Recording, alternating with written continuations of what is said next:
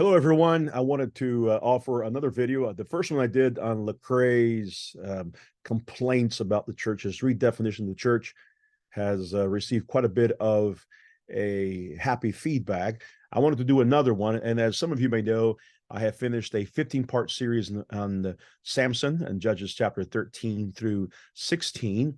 And I wanted to interact with some of the things I see at the more popular evangelical level. And I wanted to find someone who has a bit of a platform.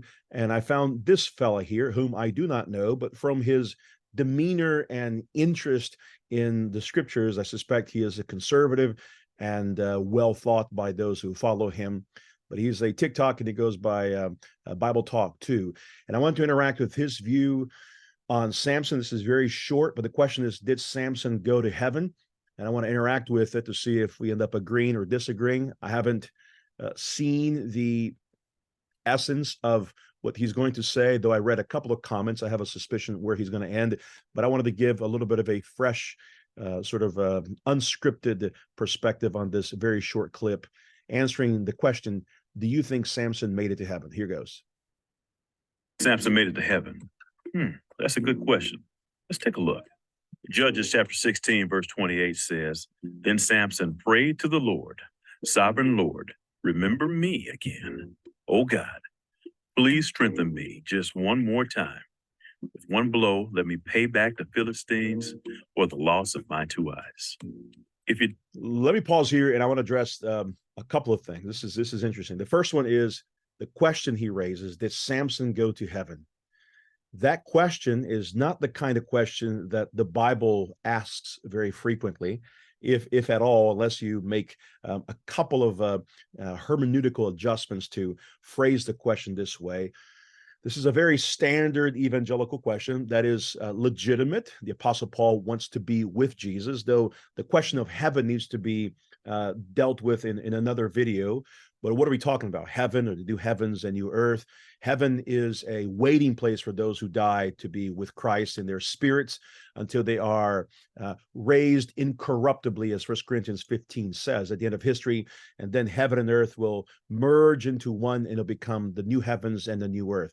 That's a separate question, but it strikes me at least how that question is phrased. I know it grabs the attention, but I'm wondering if that is the right question to ask of a covenantal Old Testament member, with all its implications in reference to a pre-ascension era of history, in reference to Sheol and the way the Hebrew scriptures spoke. So then he quotes a section at the end of Judges 16, which I address in my sermons, which can be found at the wordmp3.com. I will list it here at the end of this video here. I'll place a link in the bottom of it. But he quotes a section where Samson, at the end of his life, he is wrapped himself around the two pillars of the center of the Philistine culture, which is the temple. And the two pillars represent the Dagon's hands upholding the Philistine world. These are not things that this particular speaker has gone through yet, but he may. I don't know in the video. I suspect he probably will not from the question raised. He's going to ask a very black and white question. Does Samson go to heaven? And here's the answer.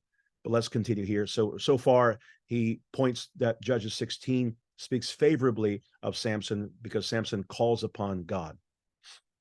No, Samson was a man with a checkered history.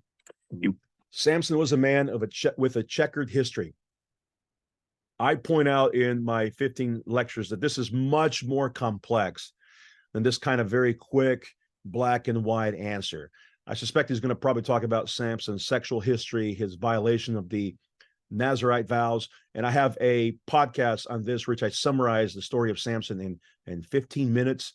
I would encourage you to look at the Perspectivalist podcast. But the question he's raising here is that does Samson go to heaven? And then he observes that Samson has a checkered history. But does he? I have noticed in my podcasts and in my sermons that Samson's history is complex. It's actually filled with glorious moments. That he's the man who is set aside to serve God, consecrated, not seer, from the womb. That he assumes this very unique role of a Nazirite priest. And his role is actually one that is led by the Spirit, because when we ask specific questions about what does the text say about Samson when he marries, for example, the Philistine woman, does it say that Samson then sinned before God? That's not what it says. It says that Samson's parents did not know that what Samson was doing was joining himself to a Philistine woman so that he would be an evangelist to the nations, so that he would bear witness to the nations by joining himself, aligning himself. This is not par for the course. This is not normative and redemptive history, but Samson's role is far from normative. It is an exceptional role among priesthood, that of a Nazirite priest. Let's continue.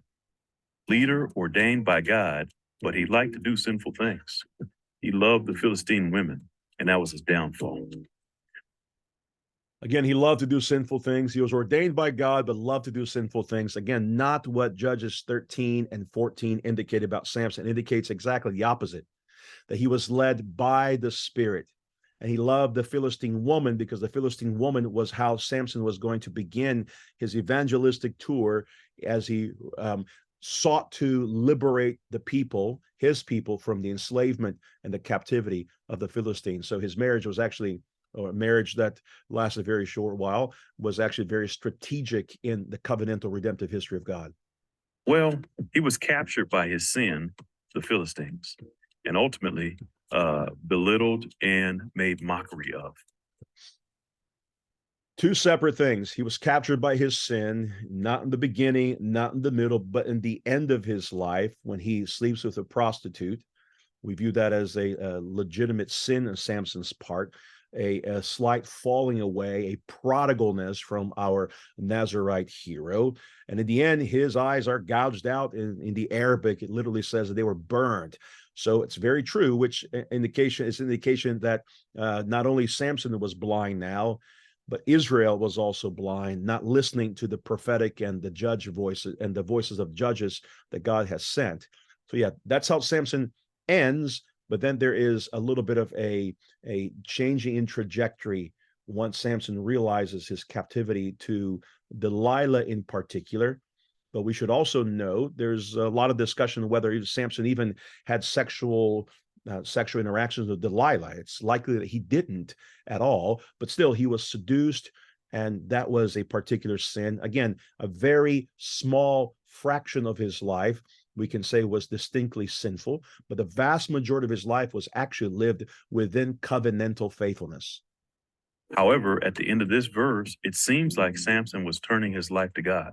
So my presumption is he's in heaven, but I don't know. Maybe you're like Samson. You're gifted, but you like to do sinful activity. I'd advise you pray to God and ask for forgiveness before it's too late. All right, that's the end of the video here. So he adds a couple of things here. I don't know who this gentleman is, but I like the way he communicates, and he has a wide following here, it looks, on TikTok and on YouTube as well. But the idea here is that he ends with a level of skepticism. Does Samson go to heaven? I think he did. Well, you shouldn't have that skepticism, because the Apostle Paul, whom I believe wrote Hebrews, says definitively that Samson in Hebrews 11 is listed among this array of great heroes of the faith who lived by faith, who conquered enemies, who gave their lives for the sake of the gospel, the sake of the covenantal kingdom. So the reason evangelicals raise these questions, because the evangelical world has been training a hermeneutic of suspicion when it comes to Old Testament prophetic and priestly voices. But Samson's living a very different time. He is a man who is set apart for a particular purpose. And as I've argued in my podcast, Samson does not violate his Nazirite vows.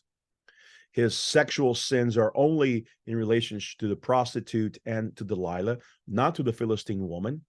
And while he sleeps with the prostitute, he awakens and he acts in a form of repentance already, even before the ending when he is with Delilah. And at the end, of course, what we see is Samson fulfilling his role by giving his life for the sake of his people and destroying the principalities and powers of the Philistine world. So in many ways, what we see with Samson is a life of absolute self-giving, evangelistically, and an ambassadorial role to God from the womb of his mother to his dying days. And he sacrifices himself as a messianic figure and destroys the temple of Dagon, thereby giving victory to God and to his people. So thanks for joining. I appreciate those who subscribe. This is a special subscriber-only episode for the Perspectivalists. This will also be placed in our Substack post each week, especially on Fridays. Thanks for tuning in. Love to hear your feedback. And may the Lord be richly with you as we begin this Advent tide this coming season. Thank you.